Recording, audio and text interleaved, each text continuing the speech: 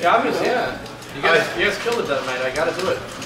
Well, we had a pretty good sound check, so hopefully it'll be all right. I mean, who knows? We were saying in sound check when the sound guys are saying, "Hey, play another one, man." Yeah, they're like, I'm not even normally the sound guys. You hit the first note, they're like, "Fuck you, you're done. Get the fuck out of here. I'm going to eat." That's usually how it is. Play another one. Play another one. Yeah, the support band normally doesn't get anything. These guys, oh, we got like a half hour. I looked around. I'm like, did he just say we got a half hour sound check?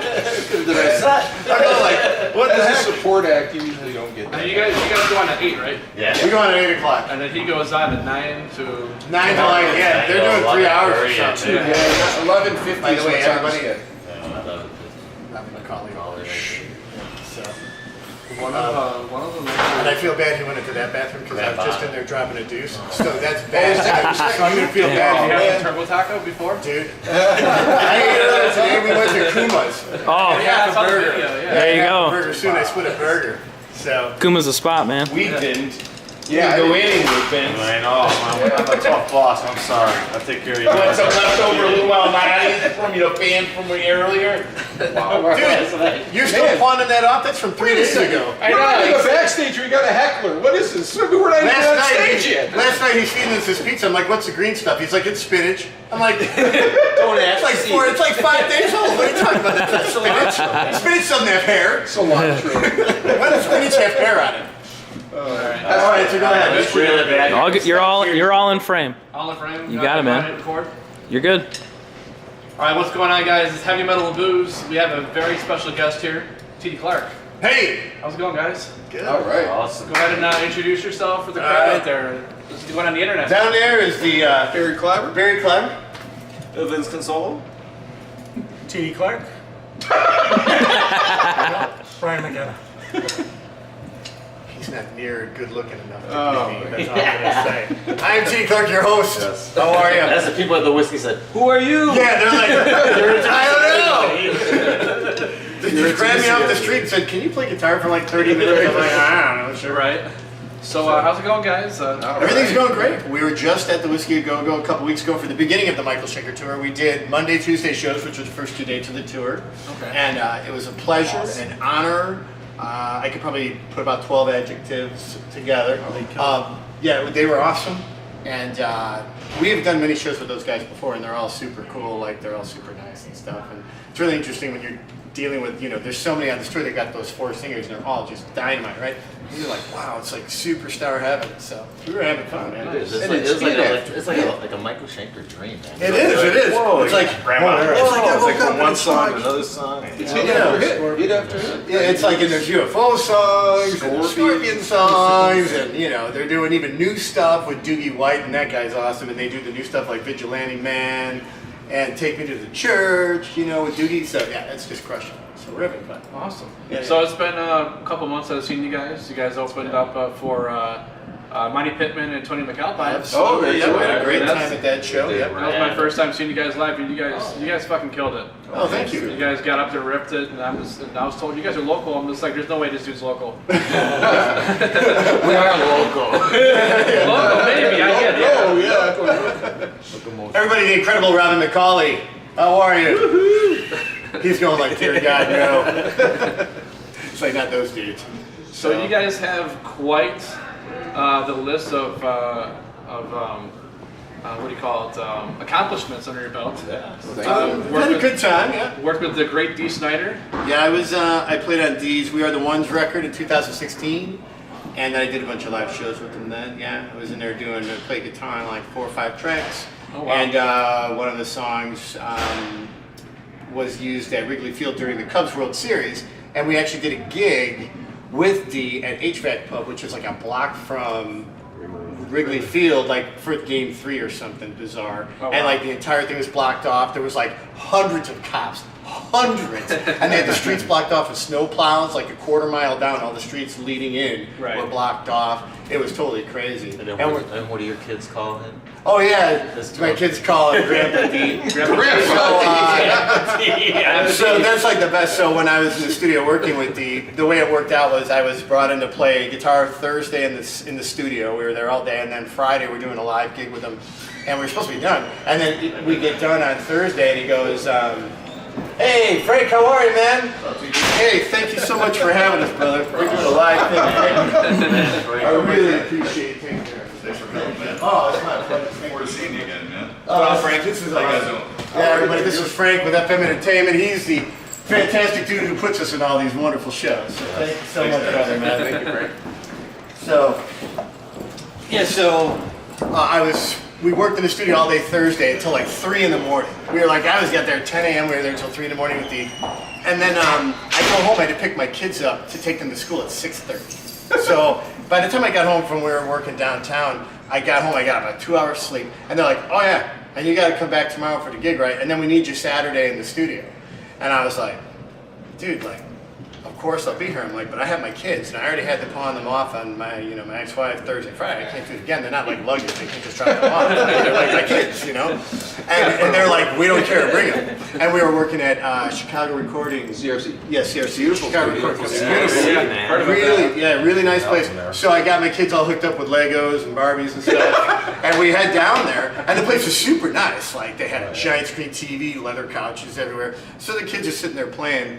And so I'm in the studio working on my parts, and Dee comes in and out, and he's super nice. And so we were in the main studio part, and we had the door open, and the little vestibule that led to the lounge, we had that door propped open. So every time the lounge were open, you could hear stuff. And all of a sudden, the door kicks open, and I hear all this laughter. So after I'm done with my takes, I walk in there, and Dee is literally sitting on the couch with my daughter, who's like maybe 11 at the time, and they're watching America's Funniest Videos. And they are yucking it up, and my son's sitting next to him playing on his pad. And then I start telling him, Dee is, super famous, and my kids, they're like, yeah, whatever. And I'm like, and then he starts doing the SpongeBob voice. He's does SpongeBob. He's like one of the voices on SpongeBob. He starts doing it, and my kids suddenly were like, Dad, you're not completely worthless. Holy smokes, you know one of the SpongeBob characters. So that's cool. Then later, Dee was in there telling us a story about, I don't know, Randy Rhoads or something or other. And my daughter comes running in from the lounge and goes, Dee, they have animals on America's Funniest Video. You love animals, come on. And Dee stands up, he goes, well, I better go check this out. And he walks into the lounge with my daughter. And I didn't know whether to be horrified or, I couldn't figure it out because, he's like, not only is he a superstar, but he's my employer. So it's like, I didn't know what to do. And he was just amazing. He was just amazing, and those songs were amazing, and that record was, I thought that record was great. And some really good stuff on there. And, so as we left, I said to him, I'm like, dude, not only are you like a massive superstar, but I could not believe how you were with my kids. I appreciate you understanding. I go, it's my family, man. He goes, hey, I'm a grandparent. I'm going to be home dealing with my grandkids and stuff like that, And then on the way home, my kids were like, we hope we see Grandpa D again. That's exactly what they said. It was like the craziest story. So. I'm gonna tweet him. I'm like, what's up, Grandpa D? See what he says. Yeah, he's gonna come. See how he responds. He's probably going to be like... Tell him it's from Grandpa T. He's going to be like, I'm going to kill that. So you did. You worked with Dee Snider. You've also toured with the great Yngwie Malmsteen. Yep, we did. Yngwie. Yeah. We've done many shows with Probably Yngwie. at least 20 dates with that guy. Yeah. Different Absolutely. countries. Yeah. I've seen that guy can play. Like, he doesn't. I don't know what he does, but that guy he's like a wizard. I think it was created what a was genre. cooler on that tour was that Yngwie was Yngwie, but it was with Bumblefoot. Yeah, Bumblefoot, Gary Hoey. Gary Hoey. It's just That was the coolest, the funnest guys. tour, man.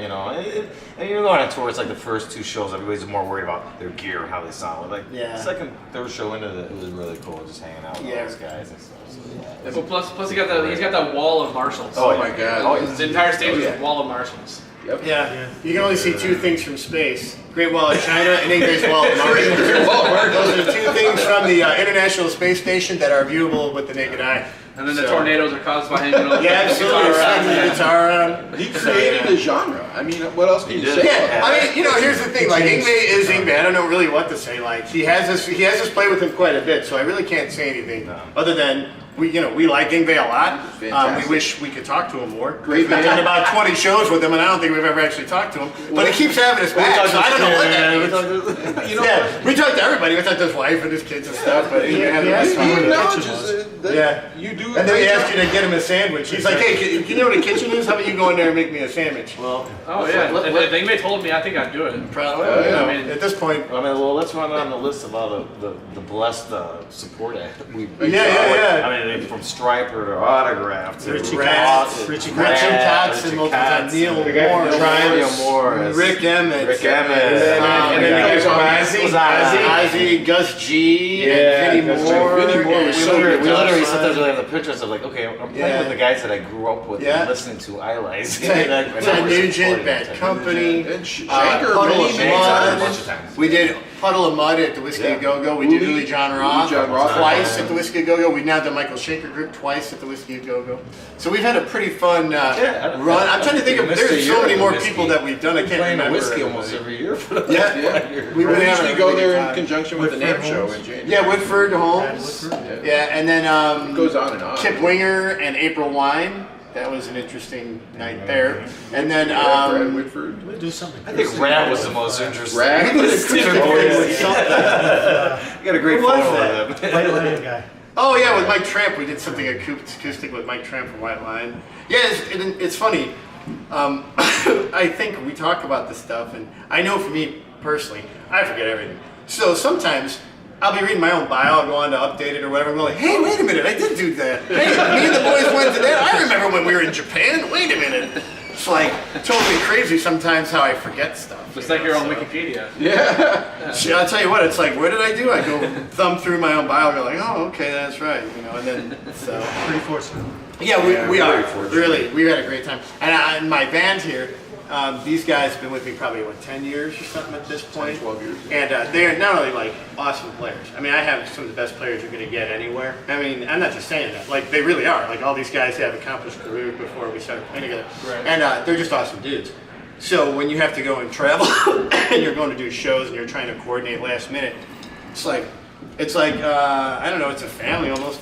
I don't mean to sound so whatever, but it really is. I'll be like, you guys want to go do a show? And then, they'll tell me they want to do the show, and then we're all right, we'll all organize and get there. And we got our kids with us half the time, like everybody has kids and good parents and stuff. Well, you can't make it like a business. It's got to be a family too. No, it is. Yeah, That's what makes it worth it. fun, Yeah. His daughters are running the merch. Yeah, my daughter's out there. My daughter's child labor. Yeah, absolutely. She's like yelling, she's like, family. buy my dad T.D. Clark CDs so we can go see the movie.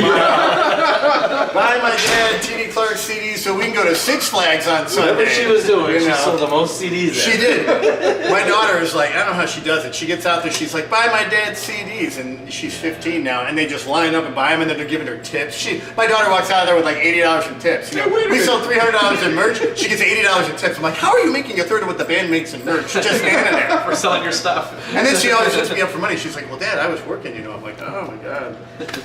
So It's an honor playing with this guy. He's a local legend, but on a higher scale. I mean, he really, everyone knows that name. I mean, and everywhere we go, there's people that want to come see TD. I mean, it's great. I mean, we have kind of. And if you had about 2 days, we could tell you some really funny stories. Oh, man. That'll be in the book coming out. Yeah, TD's Big Adventure.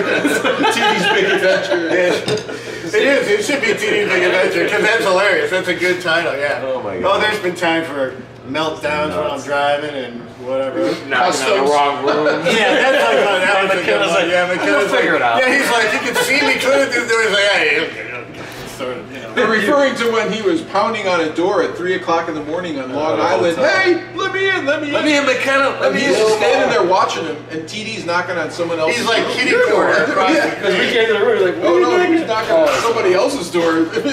So It was pretty funny. Yeah, and these guys go walking, so as I'm pounding on the door, Barry walks up and he's like, excuse me, and he steps in front of me, uses his key to walk into the room. So I'm like in mid-knock, I'm like, something's not right here. And McKenna's like standing in the doorway, kitty corner, like probably like 50 feet away, like standing there watching the whole thing, going like, what are you doing over there? What is he doing? And I'm like, He'll figure it out. I go walking back over, I'm like, oh my God, it's just crazy.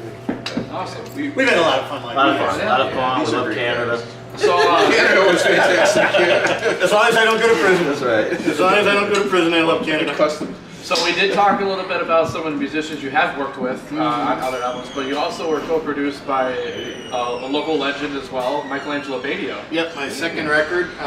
Michael co-produced the record, or produced the record outright, and that was an interesting story. I had done the second record, it was pretty much done. And Michael and I were judging a guitar contest at Joe's on Wheat Street. and somehow we ended up sitting next to each other. And this is after I come off a tour with Ted Nugent, and actually I think my first couple runs with Michael Schenker, because I started playing support with them years and years ago. And so Michael and I started talking, and I had done the second record. And I remember I was getting divorced during the second record, which, you know, that always is really good for your creative mojo. And so I just wasn't completely satisfied with the record. Like, I had started it at Hot Ham and Cheese, and the people doing it did a great job. Eric Perino did a great job. And it was just something like, I think it was more me. I think I was just, I don't know. Some of the tracks I just felt, especially on the guitar solo part, and weren't so good. So we kept most of the rhythm beds, but we went back and retracked all the lead guitar stuff, and we remixed and remastered the whole thing before, you know, we released it, and it turned out really good. The only thing I would suggest about that record is, you know, the one thing about having a bunch of guitar players mix and produce a guitar record is like if you were using like levels, like here is the like rhythm guitar, bass, drums, keyboards, and then lead guitar is like way up here, so you put it on, and you're like blown out the door. Now at the end of that record, I'm like, you know, this is a great record if all we want to do is hear the lead guitar. So it's a great record anyway, but I'm just saying it's really funny how it worked out. So. Well, we're in the middle of recording the next. Yeah, we are working on the new record right now. Okay. And we did. We've been in the studio It'll for be the a few sixth record. months, just hammering it out, trying to dissect the songs. Yeah, And, you know, we've got some working demos, and at one point we're kind of like trying to like, you know, finish them up, and then we were talking the other day, and I called Vince, and I'm like, you know, man, like, I ain't feeling, like, the songs are good, but I feel like we need to, like, craft them a little more. Yeah. Like, We went in there pretty cold. Yeah, they're And we in got some good- infant stage, and it's just, you know, now it's a good now let's time to take start. them and really. Yeah, dissect them. We should probably give a shout out. I mean, Oh, Joe yeah, DeLillo. Joe- Yeah, Joe and DeLillo. Solid Sound. man. 40 Solid years that Sound. place was there. And Solid Sound unfortunately closed. yeah, it's a shame. He closed it. Yeah, it was his problem. He booked so many days and nobody else could That book. place Yeah, it's was like, there you know. since 1979, Yeah. so it was a Chicago institution. Done a so- lot of recording there. A great place. Great place. They It's a great know the show. word hemorrhaging profits from this band, dude. That's what they know. So, So yeah, thanks, Joe. I appreciate that. Yeah. So we're working on the new record, yep, and then we're doing an instrumental record, and then we're also working on doing some vocal songs. Okay. So we're going to do a vocal record. We Yeah. generally speaking, my second record had some vocals on it, but my other four are just mainly instrumental. People always ask me like, why did I stick doing instrumental? Because clearly it's like more of a niche market. But the truth of the matter is like I had singers my whole life. I put out my first instrumental record, and I got picked up by Stephen Weiss. Now he's world famous attorney for Led Zeppelin, Jimi Hendrix, Ritchie Blackmore, Jimmy Page, Bad Company. That's why I went on a tour with Bad Company. So I got picked up by him, and he put me out on the road, and he was like, you know, pushing to get the record. This is 1996, though, as you all know, grunge had taken over. So shred guitar not so popular, but we did 26 dates with Ted Nugent and Bad Company on the road doing sheds and whatever, and I met all these label heads, and that was my first real taste of some success. And I did it doing instrumental guitar, which I was like, wow, this is so weird. But then I just kind of stuck with it because I kind of felt like, all right, I've been trying to find vocalists, and you know, they're an interesting bunch. You know, Michael has 4 good ones. I may just have to peel one off for There the we next go. record. Just gotta add a couple zeros in front of his. Yeah, everybody wants extra zeros at the front of their paycheck. Everybody wants them zeros. And so I just stayed with the instrumental thing, and you know, it's been really good. I mean, it's really weird as an instrumental artist, and I feel the band and I, as instrumental guys, I mean, we've done an absolute ton of great gigs. I mean, it's amazing. I've done music for ESPN Sports Center, I've done music for Showtime Films, I've done music for Mac Dog Productions. And you did it for the Blackhawks too. Yeah, Yes. licensed Nice, music yeah. to the Blackhawks. And so, as an instrumentalist, that's the weird part of it. It's like it really took off for me doing instrumental stuff, and that's why I've been reluctant to leave it. It's a very small market. I get that. It's, you know, you can't really make a living at it. Yeah. But we still have had a lot of success. I mean, I can say, like, the reason your instrumental tunes work versus some others, and there's a lot of good stuff out there, but it's melodic. And we play in front of a lot of national acts with vocals. And I mean, TD's the voice. I mean, it's very melodic. It's not just a bunch of wheedly deedly. Yeah, There's we something for everyone can to hang go off on the to. deep end and start doing all the time signatures and changes all over, but it's just like, who's gonna get that? So we really try to lay it out there and just let him, just me and him just kind of just lay down his groove and let him just sing at that guitar. right. It's awesome. And it works. I mean, it's been a I great think the format. best quote was when we actually opened up for Puddle of Mud. I think that was kind of one of the scariest ones. We're like, well, this is not really a guitar thing, it's a Puddle of Mud. And we played there, and there was a lot of girls in the crowd, and then around the band, they're like, God, that band without the lyrics was awesome. Said no vocals. I never know. They didn't say no vocals. Said No lyrics band. band. The band with no lyrics were great. I'm like, I never heard that. Yeah, no lyrics. And that was at the Whiskey, and we were all kind of looking at each other cross-eyed. We're going like, wow. There's a lot of chicks, and they were really digging this stuff. They were clapping, going crazy during the set, and we were pretty excited. That could be your next album title, no lyrics. There you go. We couldn't think of it. We could, yeah. Well, when I'm writing a song, that's another thing. When I'm writing a song, it's like this. We did a show in LA, and I love shred guitar like the next guy.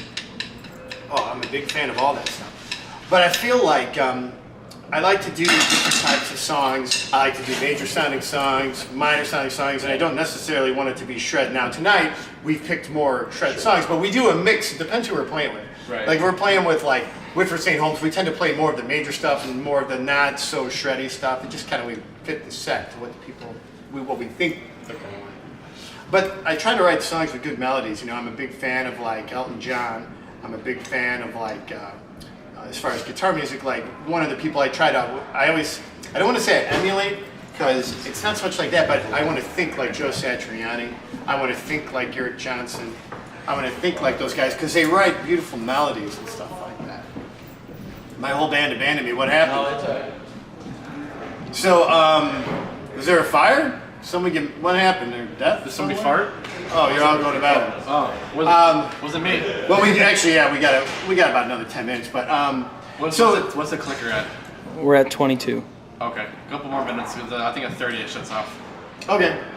So like when I'm trying to write, I really try to write good melodies that anybody can listen to and have a good time. Like we have tons of people who we've sold, I've sold thousands of CDs all over the place. And the number one thing I like the most is when people will come and go, I was working out at the gym, listening to this, or I was folding water, listening to this, or I was driving my car, listening to this. It's like, I just want people to like the songs. I don't really give a crap if they, think I'm a good player or not a good player. I just wanted to say that was a good song. That's really, at the end of the day, that's the only thing I care about. Right. Because there's 8 million dudes doing the Weedly Deedly. And, many of them doing it way better than me. So I'm just kind of like, here it is. You guys dig it. If you don't dig it, that's all right too. Yeah. Whatever. Well, we'll go ahead and close out the interview real quick. I got one question for you, and it's if you can inspire somebody out there who maybe they want to be a musician or they want to do something in a career that's not a musician, but to maybe some kind of quote that you have that you go by in life to get over that hump if you feel like you're not doing what you want to do. Well, I don't want to sound cliche, but it's going to sound sadly cliche. But I think the number one thing is that if you really want to do something, you just have to do it all the time. When I was a kid, I started playing guitar when I was probably 10. My grandpa started me on piano when I was 6. And I literally would play 6-8 hours a day, forever. Like I was a total social reject. I sat at home on Friday nights. But it became what I wanted to do, and at a very early age I knew that that's what I wanted to do. At least, be my best to be the best I can be. Right. And so because of that, I feel that work ethic helps. There's a lot of luck involved in this business. There's a lot of talented folks out there. So a little bit of luck does help, but I do feel you make your own luck sometimes. I mean, I think that you work hard and you put out a good, I hate to say a product, but you put out a good song, people will like it no matter what. Yeah. But there is a lot to that. So I would say the most important thing is just work hard. Don't feel discouraged, because the entire business is out to discourage you.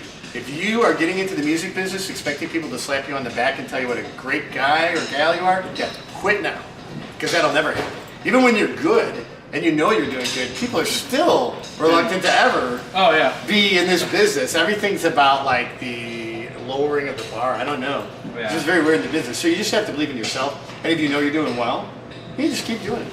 I do say it's the music business. I would highly recommend that if you're going to do this, you do get some business classes at school, take some online, watch YouTube, because you are selling yourself. You are your widget. The only way you can make money is to sell yourself, and it is a business, and it's a business first and an art second. Right. If you can't make it, no one can make any money off your art, then there's no business to be had. Sad. I'm not saying it's right. I'm not saying I agree, but like Chris Rock says, I understand. So Well, guys, this has been TD Clark. what's up? The rest of the band left, but Barry's here with me. I don't know where everybody is. So peace out. Gotta We'll get see. on We gotta hit the stage soon. So we'll see. I think everybody's in bed. Dude, thank you. Yeah, appreciate it. Absolutely. And let me know if you need anything else, fellas.